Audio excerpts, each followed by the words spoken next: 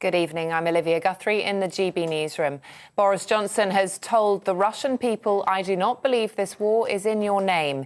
It comes as Russia vetoed a UN Security Council resolution calling on Moscow to halt its attack and withdraw troops from Ukraine.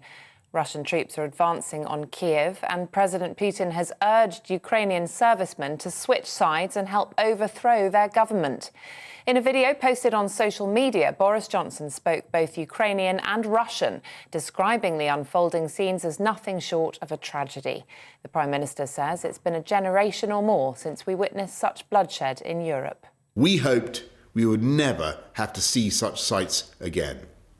The people of the United Kingdom stand with our Ukrainian brothers and sisters in the face of this unjustifiable assault on your homeland. We salute the fierce bravery and patriotism of your government, your military and your people. Meanwhile, a spokesman for Ukraine's President Volodymyr Zelensky says Kiev is ready to talk about a ceasefire and peace. Ukraine says Russia has lost about 2,800 servicemen, while 137 Ukrainians have died since the beginning of the invasion. The two countries are discussing a place and time for talks. Earlier, President Zelensky released footage of himself and other officials saying they would stay and defend the capital. We are all here. Our soldiers are here. The citizens are here. And we are here. We defend our independence. That's how it will go. Glory to our defenders, both male and female. Well, more than 1,000 people have rallied outside Downing Street in London, chanting Putin is a killer and Putin is a terrorist. It's just one of several protests around the world, including in Moscow and St. Petersburg, where 1,000 people have been arrested. The Ukrainian flag is flying alongside the Union Jack above 10 Downing Street tonight. People wearing the yellow and blue flag of Ukraine sang the country's national anthem. Another demonstration is planned for tomorrow. The Transport Secretary has extended a UK flight ban on Russian aircraft to include private jets. Effective immediately, they cannot fly in UK airspace or touch down. It follows a government announcement it was banning Russia's flag carrier Aeroflot from landing in the UK. Grant Shapps tweeted, saying anyone benefiting from Russia's aggression in Ukraine is not welcome here. And a driver is lucky to be alive after a tank drove over his car in Ukraine. Footage shows the tank apparently veering towards the smaller vehicle before crushing it with its occupants still inside. It happened in Obolon, an area just north of Kiev. A group of locals later helped to get the driver out of his destroyed car. TV, online and DAB+ radio. This is GB News. Back to headliners.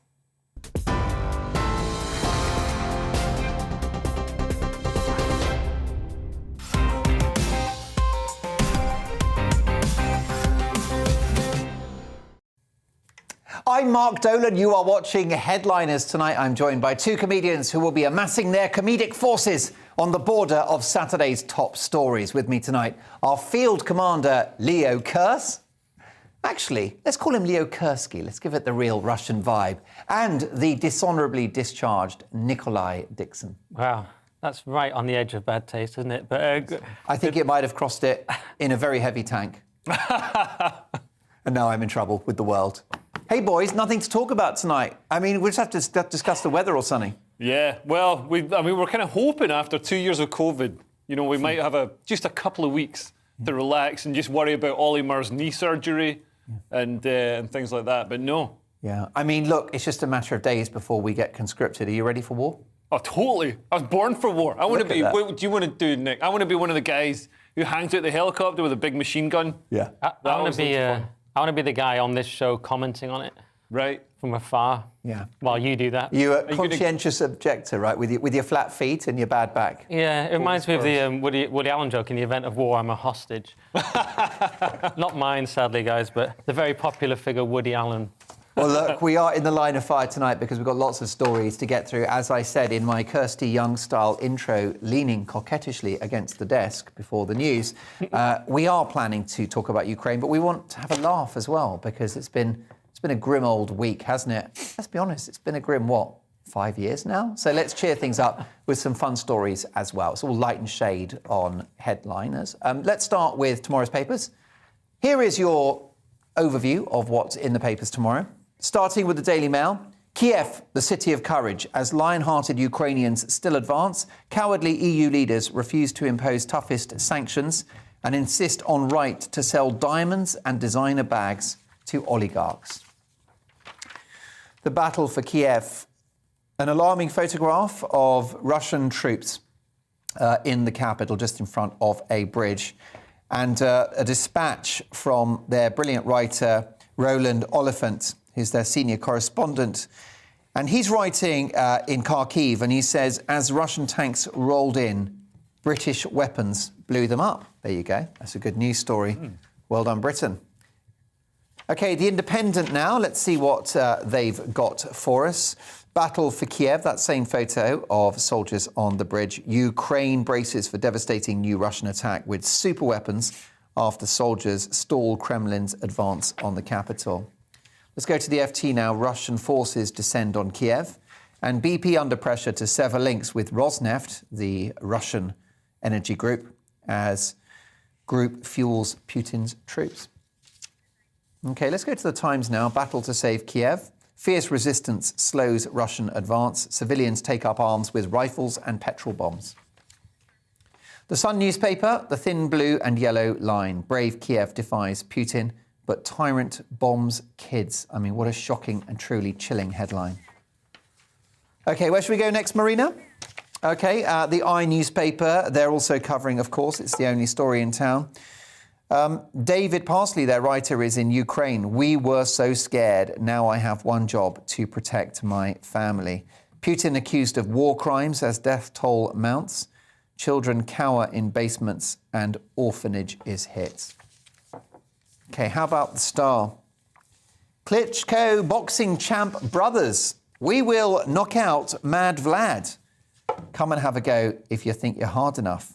Courage of Ukraine. That's right. Boxing brothers Vladimir and Vitaly Klitschko are giving heavyweight support to the defence of Kiev as Russia moves in on Ukraine's capital. And on that pugnacious note, those are your headliners.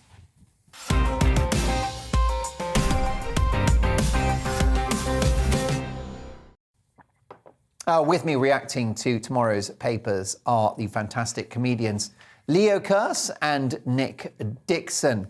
So, Nick, it's the only show in town. Russia has crossed the Rubicon. We thought it was theatre. It's not. It's reality. Yes. I mean, yeah, it's shocking. I mean, I don't know if we want to address individual stories or just are we just doing an overview of it, Mark? Well, I mean, give me your sort of like, give me your latest take. Give me your hot take. Hot take. It's kind of absurd, isn't it? Comedians trying to give a hot take on it because it's a very complicated issue. Yeah, lots of very serious commentators didn't think Putin would do it, but they underestimated him. Even people like Peter Hitchens underestimated him. Because people are looking at him in a kind of Western way, aren't they? A lot of people thinking, oh, he'll do things according to a rational Western ethos. But Putin seems to be more about just dominate and expand at all costs. He seems to be a romantic as well, doesn't he? How do you mean? Well, he's just got this romantic idea of what Russia is and its place in history. Going back to the USSR. Ideological, and also it seems that he's slightly unhinged. I mean, he's had 22 years of unfettered power with access to all, the drugs and women and goats and whatever else he could possibly want. See, I would go for a different order there, by the way. Each to their own. Well, that's... I take the goats first because their milk is second to none. That's why you never made it as a despot. Well, no, you're so right. I mean, if for me, it's like first dibs on the cake because I'm lactose intolerant. So. He's an insanely rich, powerful man, and he's bored, and he feels slighted. He genuinely feels the expansion of NATO and also the fact that Ukrainians want to be in Europe. He feels slighted by this. So he's apparently genuinely believes his own propaganda that Ukraine is full of, Nazis and demagogues who are anti-Russian. Even though it's led by two Jewish men, which is confusing, isn't it? Yeah, how does that work? I mean, you did work in the Foreign Office. I did, yeah. And, back in the day. National security. What's your view about how the West has approached this crisis so far? Because for me, the sanctions appear very weak. Oh, the sanctions are incredibly weak. I mean, what Boris has basically just taken gherkins off the menu at Salt Bay in Knightsbridge. So, Putin's cronies won't be able to have the full gold tomahawk experience. No, the sanctions are ridiculous. And also everything that's leading up economically to where we are now. Because we've been pursuing this net zero target, so we haven't been developing our own North Sea oil, we haven't been developing nuclear power, which we absolutely need. We need to be self-sufficient in energy. We can't rely on windmills. Listen. So there's probably shale gas under the carpet of this studio. And I reckon after the show, do you fancy having a dig? We need to drill. And so basically this has forced up the price of oil and gas. We're completely dependent on Russian oil and gas. So we've been paying through the nose, handing over vast sums of money through these inflated energy prices to Vladimir Putin to pay all these tanks, all these weapons that are being used on Ukraine. We've paid for them. Yeah. Well, and of course, Germany are totally dependent on Russia because of their gas. And Trump, there's a video that's come out of Trump warning a few years ago saying Germany is way too over-reliant on Russian gas, and no one listened to Trump. But also, I thought it was interesting with the oligarchs, when Boris sort of laid out that speech the other day saying, we'll kick out all the oligarchs. I was kind of thinking, why couldn't we do that before if it was so easy? Do you know what I mean? I was like, why just kick them out now? I have a suspicion that we're quite fond of their money, Leah. Yeah. Could be that. Yeah. That's the issue. But I mean, what about the EU digging their heels in on cutting Russia out of the SWIFT payment system? Well, there are reasons not to cut them out. So basically, if we cut them out, then other systems will prop up. It's like the old... the reason we sell arms to nefarious regimes is because if they don't get it from us and need the parts and the surveillance from us, then they'll get them from worse places than us, which is a terrible argument, I know. But basically, China's got a system, and and Russia itself has got a system, and that'll become the sort of dominant worldwide system if we ban them from SWIFT. Interesting stuff. Well, great analysis. In among the stories of human tragedy, there is always a beacon of defiance. Tell me about The Independent, Nick. Yes, well, this is Ukraine soldiers told Russian officer, go F yourself before they died on island. So this is, you may have seen the video. It's a really good video. Well, good is the wrong word, but it's a really important video. There were basically these 13 border guards on Snake Island, which is strategically important for Russia to get because it opens up all kinds of naval territory to them. So this Russian ship essentially approached and said, look, we're going to bomb you if you don't surrender. And these Ukrainians just said, go do one, mate, basically. So it was an incredibly brave moment, and they died. And this will go down in history as an extraordinarily brave moment. Yeah, I mean, that's the whole point. It's the indomitability of the human spirit. Well, Saturday's Mail next, and certain parts of the US are going backwards when it comes to discussing sex and sexuality, Leah. Yeah, that's right. So basically, in Florida, they've passed this bill that's called the Don't Say Gay bill, which seems a bit... you read the headline, you think, whoa, this is quite a retrograde step. So they've passed a law in Florida which bans the discussion of sexual orientation and gender identity in primary school classrooms, which, really, should children be being taught about this stuff, having it drilled into their skulls? Apparently 40% of Generation Zs, or whatever the new ones are, the young ones, identify as LGBTQ. So, at this point, it's obviously become a sort of identity thing. It's the cool thing to do. It's this generation's mullet and double denim. So they're all... which I never gave up, by the way. Yeah. Well, I'm not giving up my LGBTQ status. I don't know. Can we just stop trying to convince kids that they're LGBTQ? I mean, just let them be LGBTQ when they get to we recently appropriate reported, age. Didn't we, in your birthplace of Scotland, that children at primary school are being told they can choose their own name, they can rename themselves and choose their own gender orientation without the permission of the parents. And this is the thing. This is what's been happening in America as well. It's driving a wedge between children and their parents, because children are identifying as whatever gender, and they're being told that they don't have to tell their parents. They don't have to come out to their parents. The state now usurps the authority of the family unit. Yeah, so I can understand... Welcome to hell. I can understand some parents, not like it. Well, it's great for me because I'm going to have a child, and it's going to be a boy. Because if it isn't a boy, I'm going to force feed it The Guardian until it feels that it should transition. That is a serious thing that happened in this story. Because I was speaking to TV's Andrew Doyle the other day, a notorious gay. Stop dropping and he names, said, by the way. Well, he's on this. Also, he's not gay. That's a complete showbiz fabrication. Okay. He did that for clicks. His view is like I did say clicks. his view was that if you talk about this naturally as a teacher, you mentioned your boyfriend or something, it's not a big deal. We're talking about teachers imposing it on kids. I think I said another time there was these weird TikTok videos of a non-binary teacher imposing this stuff on young kids. And in this story, there's a really quite disturbing thing. These two teachers essentially convinced this young girl that they confused her, made her think she might be trans. But then when she went to remote learning, she reverted to her female persona. And then they're being sued even by the parent, or someone's being sued because of what these two teachers did, and they've actually been suspended. So it was this rather disturbing attempt to convince and confuse this kid. So that's the issue. Because we know what teachers are like, every single one of them. They're all blue-haired, they're all the sort of lefty Jeremy Corbyn momentum types who can't get a proper job. So obviously they're all trying to Well, not all teachers, surely. 100% of teachers. Really? But what about you're leaving out the creepy maths teachers, Apart from the old men. teachers. The old men with the sort of dodgy, the coffee breath. And a few of the alcoholics and a few of the PE teachers. But some of the people that got me where I am today. Yeah. But in Minnesota, parents have accused the school district of telling children as young as 4 years old to refer to a female, and we used to be known as a woman, as a person with a vulva. Now, regardless of what they drive, that is just a terrible title for, why are we trying to do this? Particularly at a time when Russia is perceiving this as weakness in the West.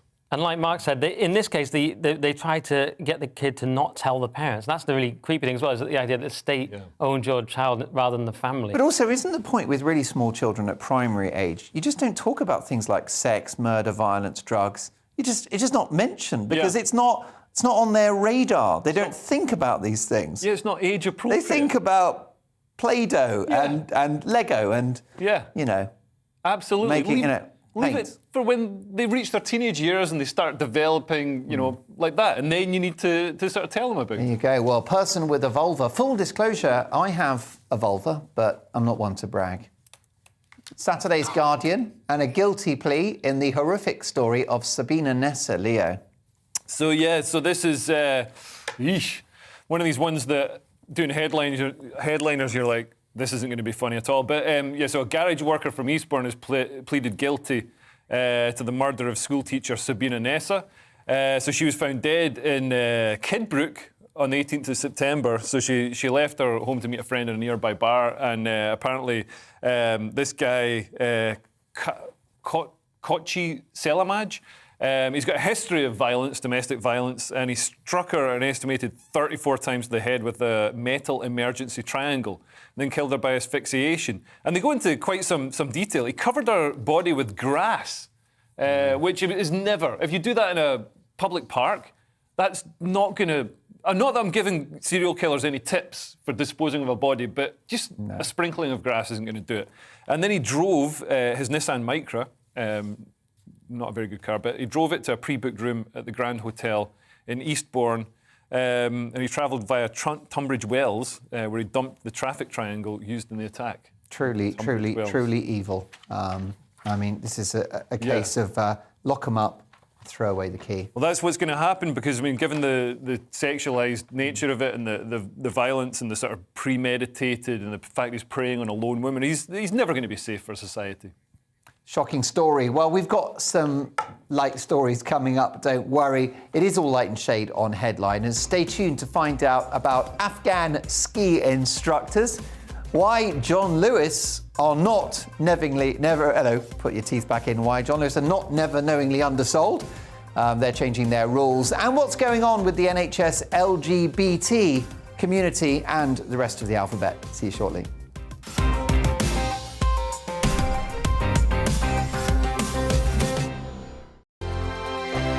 GB News is the UK's home of discussion and debate from all perspectives. To stay up to date on the latest stories, make sure that you subscribe to the GB News channel right here on YouTube. You can watch us live 24/7 across the whole world. You can also check out exclusive content and catch up on previous episodes of your favourite shows. Every day, we ask the questions that you'd ask, so why not add your voice to the conversation in the comments section? Don't forget to subscribe. We are GB News, Britain's news channel. Every night at 11 on GB News, we bring you the next day's stories the day before. basically like time travel. If it's a big story, we'll cover it, guaranteed. But we'll also have some fun along the way. Big opinions, big laughs. Sometimes big hair. This is Headliners, the paper review show that won't send you to sleep like the others will. 11 p.m, 7 nights a week. Join us.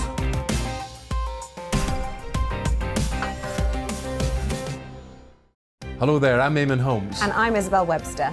And we hope you can join us for Breakfast with Eamon. And Isabel. You make me laugh out loud, belly laugh. Is that important first thing in the morning? Yeah, absolutely. And there's me trying to be deadly serious.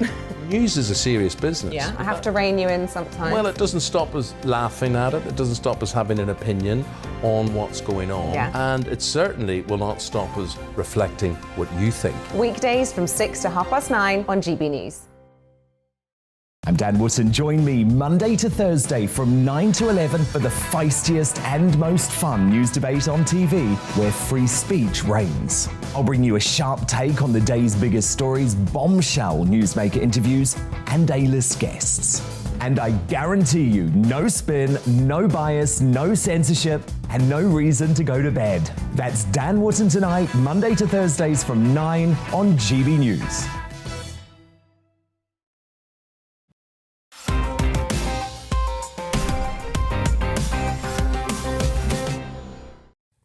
Welcome back to Headliners with me, Mark Dolan. Looking at tomorrow's papers are the fantastic comedians Nick Dixon and Leo Kearse.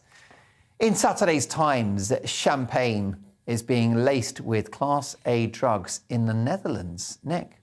Yes, incredibly, this is the light story tonight. Moët champagne bottles laced with fatal doses of ecstasy. So basically 11 people were made seriously ill and it killed one person in Germany, and they think drug smugglers might be behind it. You'd have to ask Leo about that.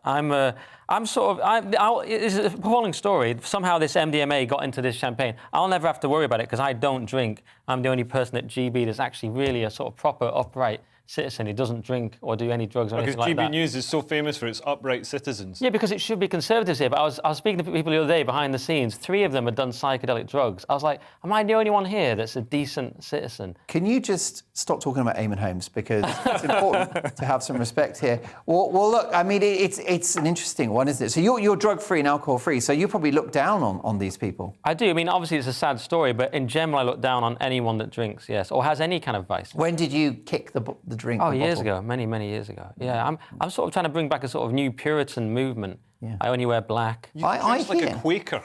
Yeah, I'm going to start. The Quakers are from Cumbria, where I'm from. So really? Yeah, it's perfect for me. Right. Can you grow oats in Cumbria? If you want. Right. Yeah. And if you know this amazing fact, which is when he gave up drinking, he lost 2 stone and all his friends. Yeah, it all came off. Well, by the way, viewers, don't be fooled by this camaraderie. We're paid friends, aren't we? Yeah. I think this headline's wrong, though. They say the champagne was contaminated with ecstasy. I think the ecstasy was contaminated with champagne. Yeah, I think this, point. I mean, for a lot of people, the bottle costs €400 and contains 5,000 euros worth of ecstasy. It's a lifetime supply, although your life might be shortened. Could be. Well, Nick Dixon says he doesn't drink, but I think someone should hand him a stiff one. I'm sitting here. Saturday's Mirror, and amidst all these gigantic geopolitical schisms, it's easy to lose sight of the stories that will actually shape our future for generations to come. That's right, Russia, wait for it, has been banned from Eurovision. Leo. Yeah, so this is the big sanction that's taking place against Russia. They're going to be banned from the Eurovision Song Contest. So this decision comes after multiple countries called for Russia to be removed from the competition. So the Netherlands, Iceland, Estonia, and more countries issued statements regarding the situation. But it almost, because some people are saying Putin's got a point. I don't agree with them, but they say Putin's got a point around European expansionism and NATO expansionism. And actually, if you look at the countries that take part in the Eurovision Song Contest, that backs this up. Because, Russia was taking part for a start, so that's an expansion of Europe. Israel, not even on the same continent, probably. I think there was talk of Australia going into it at one point. Australia? Yeah, Gina G. Wasn't she the Australian? I think so. Was Australia in it? Or was she representing, like how footballers are for I somehow think she is Australian. She's definitely Australian. Right. I don't know if she was... It's like when Tony Cascarino played for the Republic of Ireland. You're absolutely right. Whatever those things are, it's exactly like that. By the way, his name is O Cascarino. Okay. And he's 8 generations of Irish family. That is an obscure footballer. I'm sorry. The football fans will get that. Yeah. This was a funny story because I'm just a little bit worried that Putin will just retaliate by getting rid of Europe. But it says the inclusion of a Russian entry in this year's contest would bring the competition into disrepute, which I thought was amazing. It's like, that would be terrible to destroy this reputation. My other favourite bit was it said the Eurovision Song Contest is a non-political cultural event. I'm like, is it really though? I mean, remember watching it with Wogan, and everyone always gives all the 10 points to their allies or whatever. Yeah.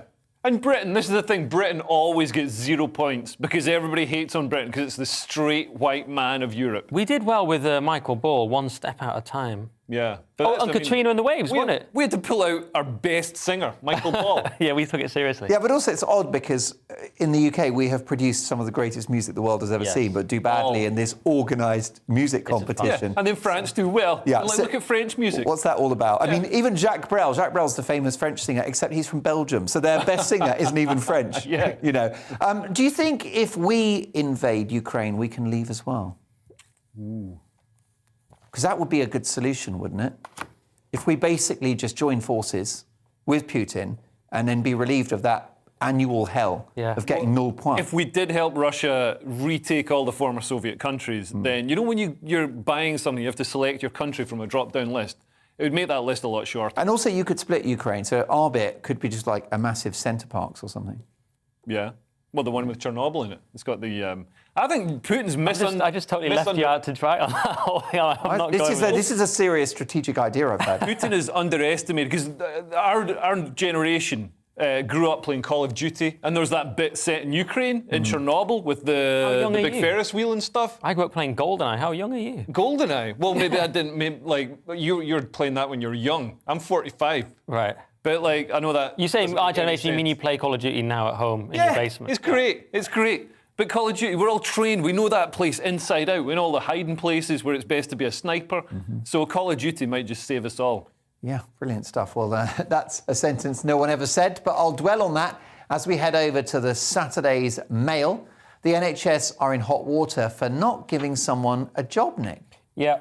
Lesbian NHS executive is turned down for a job at controversial Tavistock Centre that offers children gender reassignment treatment because she believes sex is immutable. So, essentially, they told this lesbian person who applied for the job, don't even bother applying for this job because your views will rule you out. Pretty appalling stuff. They've actually been sued, this centre, before by someone called Kira Bell, who is detransitioning now after regretting taking hormone drugs as a 16-year-old.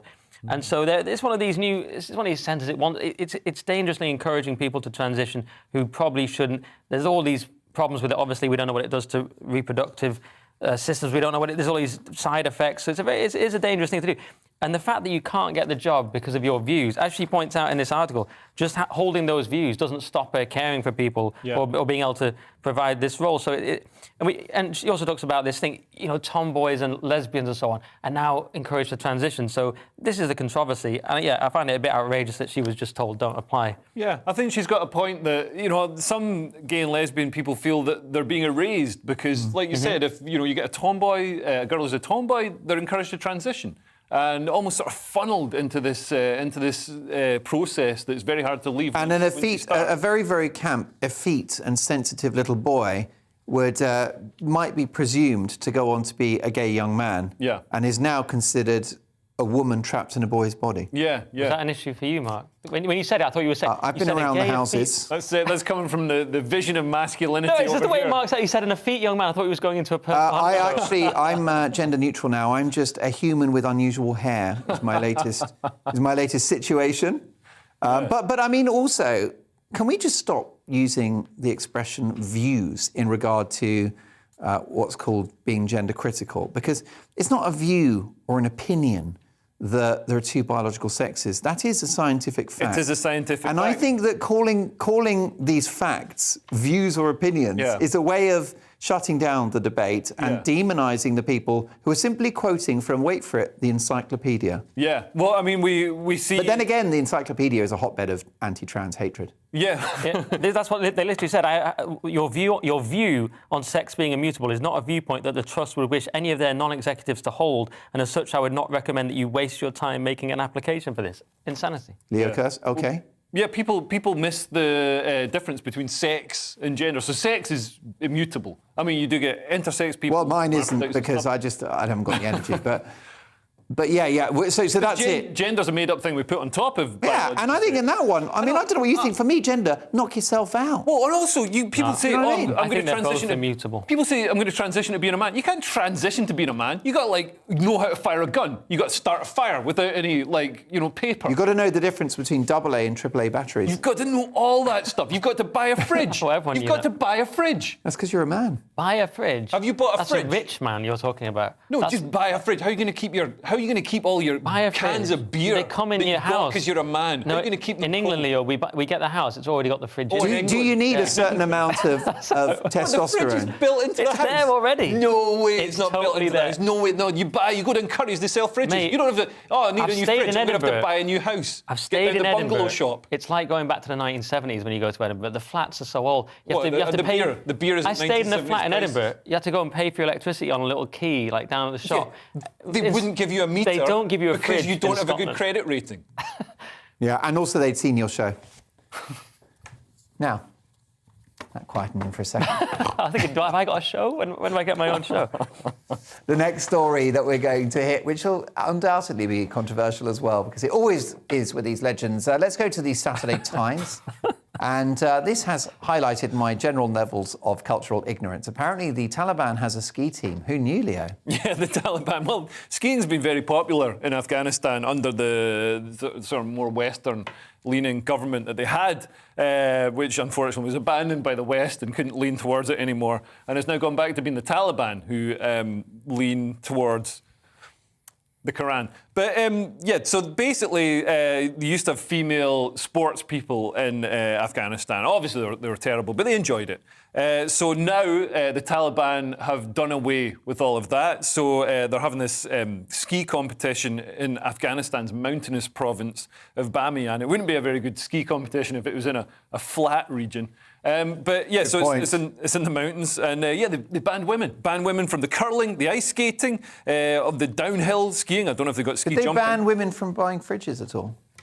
They probably have, to be honest. Yeah. I bet they have. I was just going to say... That's one Taliban rule you can live with, isn't it? I'm amazed. You want total equality between genders, apart from the purchasing of fridges. They can research them on Google, but not hand over the money in currency. Fair enough. I was surprised. I was sure you could... The headline is ski competition is an all-male affair under Taliban rule. I thought you were going to say it's very much like a swimming contest in the West, because it's now, it's now men only in swimming, isn't it? Of course, not men only. The men win it, don't they? But also, you wouldn't say that, though, because how do you feel about Leah Thomas? You might say, the trans person that won the swimming by miles. You have a different view on that. Not by miles, by 7 seconds. I think it just shows. As a misogynist, I think it's a wonderful time to be alive. And also the Taliban are missing a trick. They could get Stonewall in and just say, oh, look, these ones all identify as women. Be the most diverse competition in the world. Yeah, Stonewall will give them the rubber stamp as long as they pay the thousands of pounds for that, little certificate that says, hey, you've passed this test. By the way, all-male skiing group, do you think they've got a don't say gay policy? They probably do. I mean, it is the Taliban. Although apparently they get up to all kinds of stuff. I've got a comedian friend who's performing. Please don't speak ill of the Taliban. I've been rooting for them for years. You've been rooting them, okay. Don't say gay. That's pretty much what he was talking about, but they don't see it as homosexual. They just see it as, and there's a saying. Really? There's a saying, women are for babies, men are for fun. But it's not seen as Is that right? As long as you don't sort of identify as gay, then it's all... It actually says that when you go into Centre Park. But isn't there a certain irony? We're getting on our high horses. Isn't there a certain irony about we've got biological males in female sport now, and now we're attacking the Taliban for this? It is another irony, isn't it? A bit like Trudeau talking about authoritarianism, or Keir Starmer going on about freedom. As the West loses its values, you do find these little ironies. Yeah, exactly. Let's cut the Taliban some slack. They're doing the best they can. Exactly. And hey, at least it's not Canada. And they fought Russia. Too right. By the way, let's get a quick story in The Guardian. And this is in relation to the boxing duo, the brothers Vladimir and Vitaly Klitschko. What have they been up to, Nick? Yes, well, they're about to get involved in the armed struggle. Klitschko brothers, former heavyweight boxing champions, to take up arms for Ukraine. So, and they are very formidable fighters, so I assume they'll do well, unless Putin sends in Tyson Fury, of course, because Vladimir Klitschko lost famously to Tyson Fury in that brilliant bout when Fury went to his own backyard, as he put it, and beat him. But you've got Vitaly Klitschko, who is actually the mayor of Kiev. So he's been a mayor since 2014. So he is going to get involved, and so is Vladimir, his brother. So it is a very courageous move. You've only got to sort of compare it to our mayor of London and think, would he get involved in an armed struggle, or would he be more concerned about whether you're wearing a mask or if the guns have rainbows on them or something, or some other GBNews type? Well, our former mayor would have got involved as long as it was a Japanese school child that you could batter to the ground. All right. We haven't been invaded by Japan since that happened. I think speaking of which, on a health and safety note, do you think the Russian troops are triple jabbed as we speak, by the way? Do you think they've had to sort of demonstrate their vaccine status before entering Ukraine? Did you see that genuine tweet about people all packing together in Ukraine and their vaccine status? There was a real tweet, someone was concerned about that. Yeah. You think that's satire, Mark, but it's how people are. We've gone beyond that, haven't we? Crazy tweets about this. Somebody else was comparing it to George Floyd. They said Ukraine is the George Floyd of countries. And did you see the one that said the real problem was Putin's white supremacy? yeah. And on that note, listen, we've got some great stories coming up. We're going to be having a look at John Lewis, why they're giving up the never knowingly undersold mantra. Where do you do your shopping? And also, we've got some rather moving celebrity emoting. Frank the Tank and gentrified jackfruits. I'll provide a translation after this. Hello, many areas enjoyed a dry and bright day on Friday, and that dry weather looks set to continue for many areas through this weekend. Probably the best of the sunshine across England and Wales towards the south and east, more cloud elsewhere, and some strong winds in the far northwest as well. If we look at the pressure pattern then, we can see the reason why. This area of high pressure brought all the dry weather through Friday, and that will hang around for much of this coming weekend, slowly pushing its way eastwards. But weather fronts will topple around that high, bringing stronger winds and some rain across parts of the north and the west. And that's the case through Friday evening and overnight. Quite cloudy across Scotland, Northern Ireland, some patchy light rain or drizzle, turning breezy here as well, but elsewhere across England and Wales it will be dry, clear, and under those clear skies it will turn quite cold as well. Temperatures even in towns and cities falling quite close to freezing, colder in rural spots, but temperatures holding up underneath all that cloud further northwest. So as we start Saturday morning then, it's a bright but quite chilly start across much of England and Wales. Lots of sunshine first thing, and those temperatures will respond to that sunshine as we head through the day, so staying fine here, but more cloud as we head across Scotland, Northern Ireland, Northern England. Still the odd spot of rain or drizzle, but I think most places will be dry, but it will be rather windy across the north and the west. Again, particularly the Western Isles where we can see some gales. Here we're looking at highs of 9 or 10, but mild further towards the south in that sunshine. As we head through the rest of Saturday evening and overnight then, I think most places will be dry. Those clear skies extending further north, so turning quite clear across northern England into eastern Scotland as well. Most of the rain tending to peter out across Scotland and Northern Ireland. The winds slowly easing as we head through the night as well. And again, quite a chilly night to come across England and Wales. Probably too much for a breeze to stop it turning too cold, but again that bit milder further towards the north and the west. Quick look ahead to Sunday then. I think for the bulk of the country it's looking like a fine day. Lots of sunshine across England, Wales, brighter day for northern England and into eastern Scotland as well. Always more cloud though once again across western Scotland, Northern Ireland. Patchy light rain or drizzle that's starting to creep into western Cornwall later in the day. Quick look ahead to the early part of next week. Monday's looking quite changeable with some rain, but gradually turning drier and brighter as we head through the week. I'll see you soon.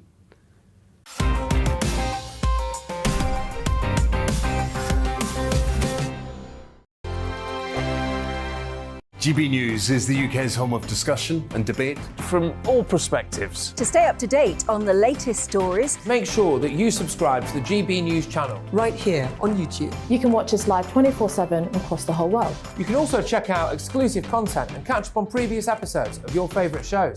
Every day, we ask the questions that you'd ask, so why not add your voice to the conversation in the comments section? Don't forget to subscribe. We are GB News, Britain's news channel.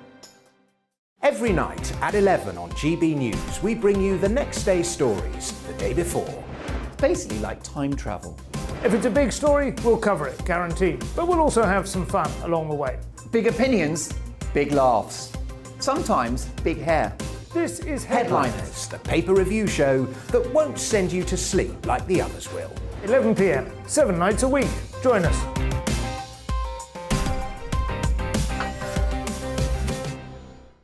Hello there, I'm Eamon Holmes. And I'm Isabel Webster. And we hope you can join us for Breakfast with Eamon. And Isabel. You make me laugh out loud, belly laugh. Is that important first thing in the morning? Yeah, absolutely. And there's me trying to be deadly serious.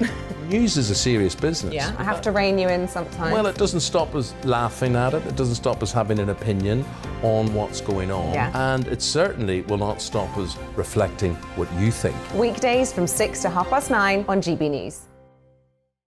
I'm Dan Wootton. Join me Monday to Thursday from 9 to 11 for the feistiest and most fun news debate on TV, where free speech reigns. I'll bring you a sharp take on the day's biggest stories, bombshell newsmaker interviews, and A-list guests.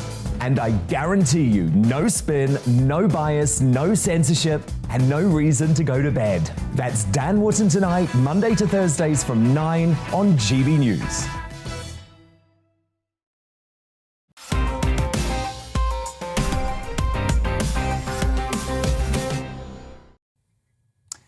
Well, Sebastian and Marina guiding the show from the gallery alongside the brilliant, fantastic team that we have here. Martin, of course, and with me in the studio, Nick Dixon, top comedian, and also Leo Kearse. So let's crack on with our stories. Yeah, well, I'm a comedian. Comedian, broadcaster, you name it. I had a gig tonight. Yeah? Yeah. How'd it go? It was all right. There you go. All right, comedian Leo Kearse. That's the undersell. It's probably a 5-star show, sold out. You had people throwing their knickers at you during the show, I would have thought. No. Not quite. Well, you can always dream. Hey, you know where you buy knickers? John Lewis, and that's our next story. Nice. It's the middle-class nightmare we've all feared. Yes, John Lewis has dropped their never knowingly undersold pledge. So, Leo, can you explain what never knowingly undersold means? So never knowingly undersold means that if you see it for cheaper somewhere else and you've already bought it, you can go back and say, look, I saw this in, like, Curry's. I know we said Curry's a lot. Can we just sort out this Curry's obsession? You're clearly in the pay of Curry's. No, I'm not. You've been got at. Genuinely not. You're taking the corporate dollar. I'm being paid by Putin. He gets paid every time he mentions it. The Chinese Communist Party, the United Arab Emirates. They just want me to pronounce their name right. Did you appear on Russia Today? Kind of. Comedians used to do Russia Today. I get hate mail for doing GB News, but loads of comedians used to my favourite comedians on there, Alex Salmond. Loads of comics used to do Russia Today, and now it looks a bit bad, doesn't it? I'm not doing it again, unless they put the fees way up. Right. Oh, there you go. No, like I wrote unless Putin offers you a place at the table. My article was very pro-West. Oh, I see. So they haven't actually asked me to write one since. Yeah. I did 2 years at Russia Today. I got paid in liquid natural gas. It was amazing. Still in the shed. Yeah. Apparently it's highly flammable. Yeah. but yeah, I mean, John Lewis, I'm not going to lie, because you've mentioned Curry's a few times. Yeah. I don't buy my stuff from Curry's because it's not 1993. Oh! Well, if you bought a fridge from Curry's, you wouldn't need to go back since 1993. We don't need to buy fridges. They're in the house. They don't come with the house. Who gets a free fridge with their house? I'm telling you. Well, if it includes the white goods. Oh, you're talking about renting. No, it can happen sometimes if you. They often leave the white goods there. In new builds, the best thing ever is when they sort of say you can buy some of these things from us if you want, and it's like you know someone's just parted with like 200 grand of borrowing in order to get the house, and it's like you've got to pay another 50 quid for the fridge, and you're like thanks but no thanks, and then you move in and the stuff's there because they couldn't be asked to move. Oh really? Yeah, that's a win. Well, yeah, Nick is talking about integrated white goods as well, which happens a lot, and it's got nothing to do. Is that anything to do with white privilege? I'm talking about new builds. Let's be clear. I'm talking about new builds, and they are in Scotland. They just have very old builds. You can't rip it out because it's actually fitted into the body of the building. Yes. It's a supporting beam as well as a fridge. Yeah, it's like some of them are cupboards and stuff. Yeah, that kind of thing. Yeah, some of them are cupboards. No, it's a cupboard and it's a fridge. Oh, you mean it's like, yeah, I've got that in my flat. I wonder if we could achieve any more detail on this story. I feel this is not. Yeah, this is not. I should probably get back to John Lewis. Story, yeah, we're all going to get fired. For a lot of people like John Lewis because of the fact that it's that value promise, and they're not doing it. And the reason why is because of the internet and because they're broke. Well, yeah, basically, yeah. So, I mean, they used to say we're never knowingly undersold, and so they say, we monitor prices, we'll make sure we're doing it as cheap as possible, which is amazing because it's a nice shop to go into. It feels glitzy. It's the Waitrose. They're actually they're part of the same company. Correct. And they treat their workers well. It's a cooperative, and it's all very nice and British. And you go there, and it's also cheaper than some rubbish shops down the street. So that's amazing, but it won't be cheaper than rubbish shops down the street anymore. I find the staff too happy. I love John Lewis. I'm happy around at Lidl where there's just, you know what I mean, they're dead behind the eyes. I bought my laptop at John Lewis. It's great because if anything goes wrong, you take it back and they're nice to you. Although I would imagine you'll never do that. No, well, nothing's gone wrong with it because I bought it at John Lewis. Yeah. But your laptop, Leo Kirst, based upon your lifestyle, I mean, that thing could be on fire and you would not be taking it back. Yeah, I wouldn't really want to be taking it back, to be honest, you know? Yeah. Your missus is like, you know, that MacBook's making some strange sounds. Like, nothing to see here. Yeah. Just all those images of fridges that you've got on your hard drive. That's it. Interesting stuff. Do you go to John Lewis?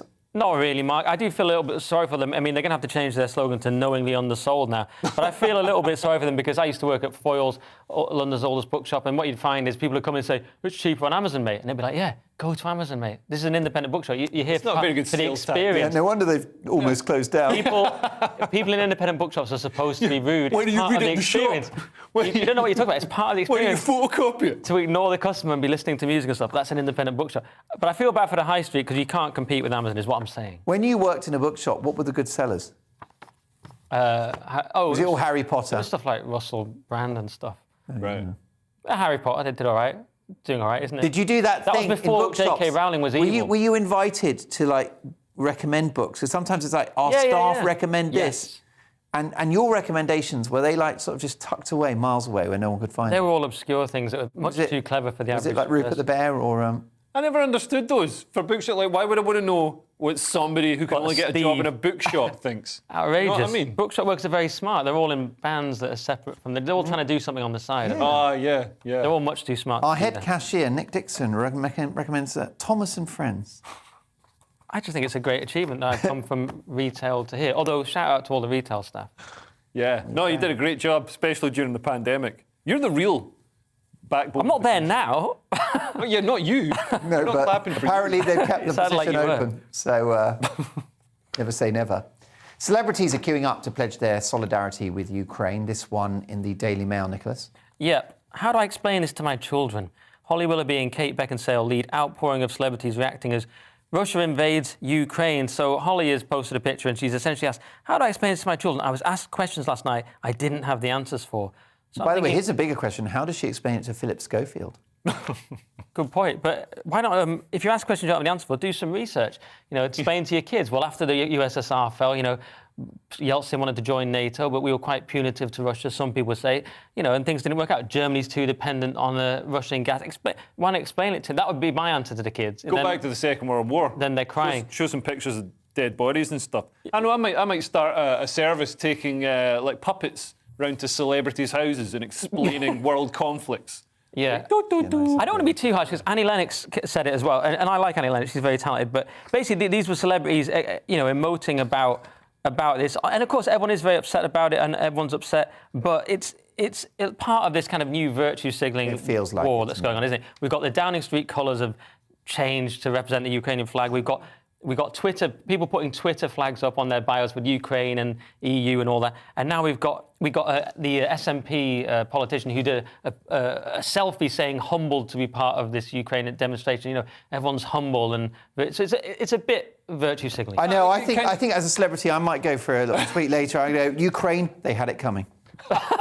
Just go with the other angle. No one's doing that. No one's doing that angle. Go Putin.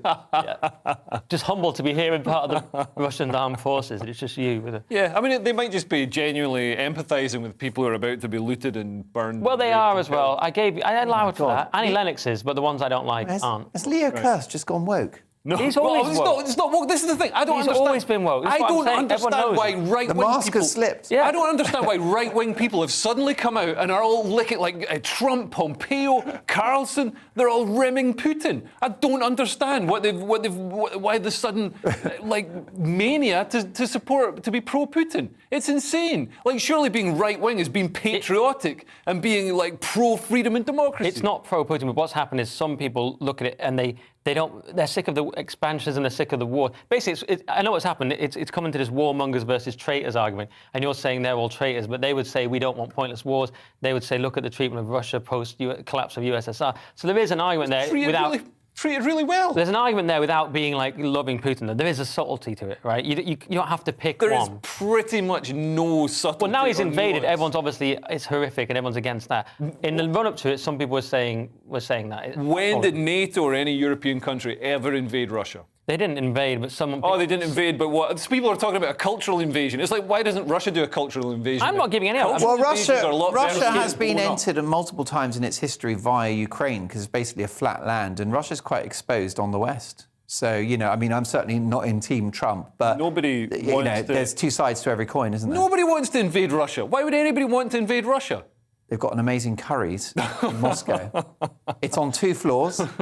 Not anymore. That's part of the sanctions. We're hitting them in the fridge. There you go. It's called Koryovskis, by the way, in Russia. Is that allowed? Molly May, another celebrity, she posted, "It's beyond shocking and heartbreaking what's happening in the world right now. My thoughts and prayers are with the families and children of Ukraine." I've got to say, think there's anything wrong with that. I think it's just quite a sweet sentiment. Yeah. The Islamic Emirate of Afghanistan have tweeted. This is not virtue signalling. They've said they are closely monitoring the situation in Ukraine and expressed concern about real possibility of civilian casualties. That's how you do a virtue signal, folks. The Islamic Emirate of Afghanistan, in line with its foreign policy of neutrality, calls on both sides of the conflict to resolve the crisis through dialogue and peaceful means. That's the Taliban, folks. Welcome to Bonkers 2022. Leo, what's his jackfruit? I'm just pleased that none of the celebrities thought the Ukraine flag was a new gender. There's a story in the Telegraph about because everybody's got to be vegan now. That's the new thing you'll have seen. You go into the shops to get a sandwich or some steak or something, and half the shop is plant-based nonsense. And vegan food, it's, as well as being terrible for you, it gives you weak bones and makes you read The Guardian. It's also sending up the price of staple foods that used to be, the staples of ethnic minorities. So all these vegans are actually deeply racist, apparently. So their almond milk is ridiculous. It takes, I think, something like 60 litres of almonds to make 1 litre of almond milk. Really? Yeah. It's really inefficient. Right, yeah. Okay. See, that's the kind of content you can't get anywhere else than on Headline. I mean, I'm pretty sure that's not true. Oh, it's water. It's 60 litres of water to make 1 litre. Apparently almonds don't come in litres. But yeah, basically it's a crazy multiple of water required for the production of 1 litre of almond milk. You could just get some milk out of a cow that doesn't have any water involved in it. Who knew? That was dangerous misinformation, Mark. No, you're quite right there. I'll be careful with my facts. How much water goes into a vaccine? That's what I want to know. But London's Borough Market, so I mean, stuff is expensive in Borough Market anyway. I don't know if you've been there, but there's a single jackfruit there for £160. So a Brazilian journalist saw this, Ricardo Senra. He saw it and tweeted it, and obviously it went viral because there's the jackfruit there, and that went viral in Brazil because over there it's like 20 pence for a jackfruit. Crazy. So everybody was saying, we could go to the UK and become millionaires, which could happen. I'm just worried this might ruin the image of vegans. They're known to be such down-to-earth, salt of the earth, Himalayan sea salt of the earth people. And this is 160 quid for a jackfruit. Yeah, and this isn't the first time vegans have ruined the diets of ethnic minorities. So quinoa, which is an immensely popular vegan food because it actually does contain a smattering of protein. So, if you eat it, you'll be able to climb a flight of stairs. But because vegans are all eating that, the quinoa in Peru or Bolivia or wherever it's made, the prices have shot up. So local people can't afford. They've got to eat microwave jacket potatoes. And they're also responsible for the situation in Ukraine. Yeah, probably. They most certainly are. Well, look, on that rather libelous note, let's see what we can squeeze in the last few minutes of the show. The supermarket wars have their first casualty in the battle of the meal deals. Nick. Yeah, Tesco is raising the price of popular meal deal next week, and fans are devastated because it's going from £3 for the meal deal to £3.50, which is outrageous, and many are saying that this is the end of the world. People have said tweeted the world's coming to an end. things like this. You get the idea. It's the apocalypse because they're going to have to pay 50p more. I suppose on a serious note, lots of people are struggling to afford basics now. Everything's going up. So this is a problem. At the same time, Tesco have said if you get a club card, you'll still only have to pay £3. So it's a dastardly plan by Tesco to get you to get the club card. Who doesn't have a Tesco club card? Me. You don't have a Tesco End of club story. card? Next. That's like... It's more important than That's like using DuckDuckGo instead of Google. I don't want them getting your information, exactly. I'm on the dark web. They can have my information. No, my information. You know what they know about me? I like getting meal deals. So they're not going to learn anything new. You like fridges and... That's where I put my meal deal. Not keen on Russia. Keep my double shot espresso chilled look next at to my you. chicken triple. I said he'd gone woke. The Mail again, and another tale that has gripped the nation for the past few weeks. It's Frank the Tank. Nick, tell me more. Yes, Frank the Tank. I definitely have this.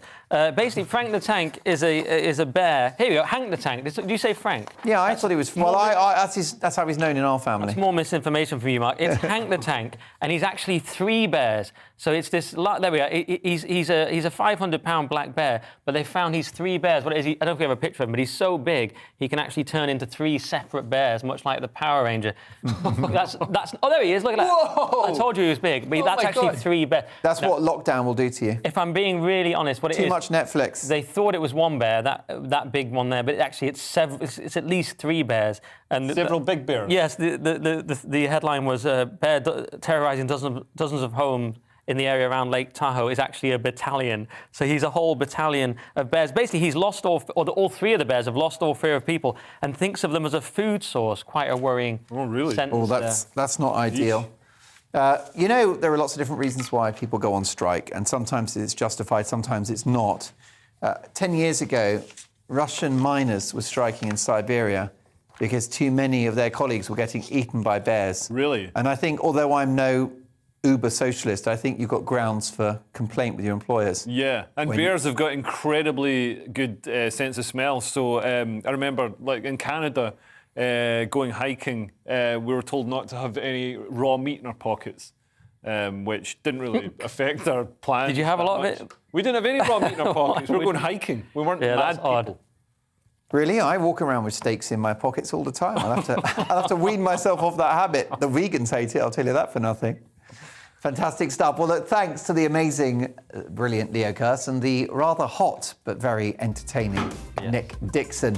We're back tomorrow for Headliners at 11, in which 2 comedic minds will tackle tomorrow's papers. And I'm back at 9 for a really busy show, Mark Dolan tonight. I'll see you then. Thanks for your company.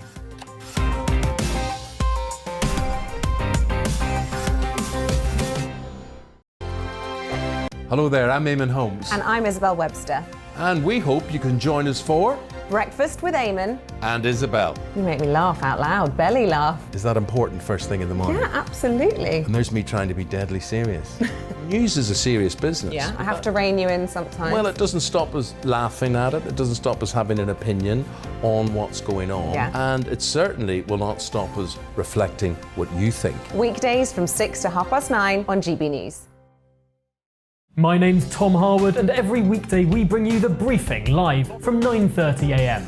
The stories, analysis and live debate that you need to hear. Quite right, Tom, of course.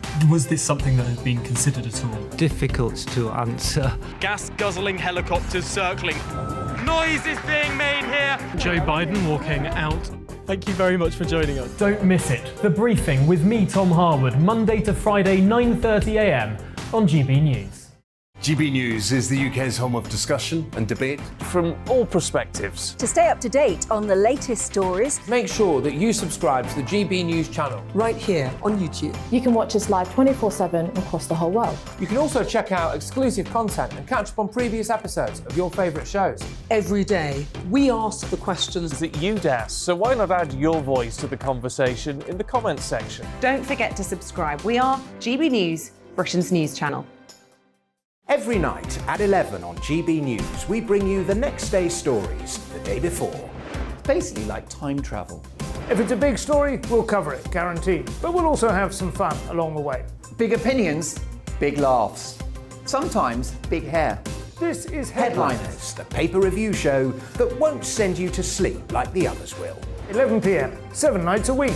Join us.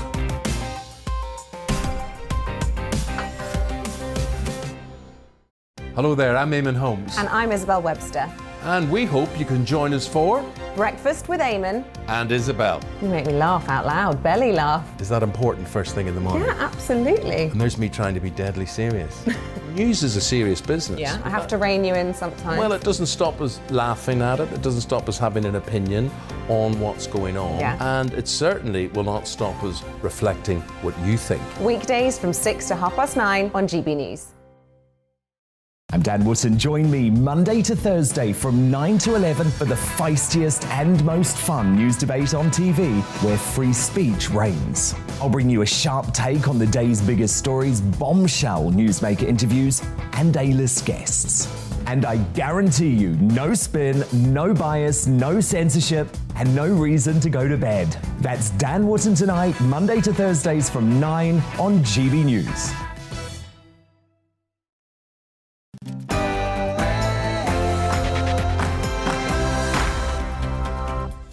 Yes, hello and welcome to another Friday Night Feast with me, Patrick Christys. It's 7 o'clock, so pour yourself a double G&T and let me kickstart your weekend.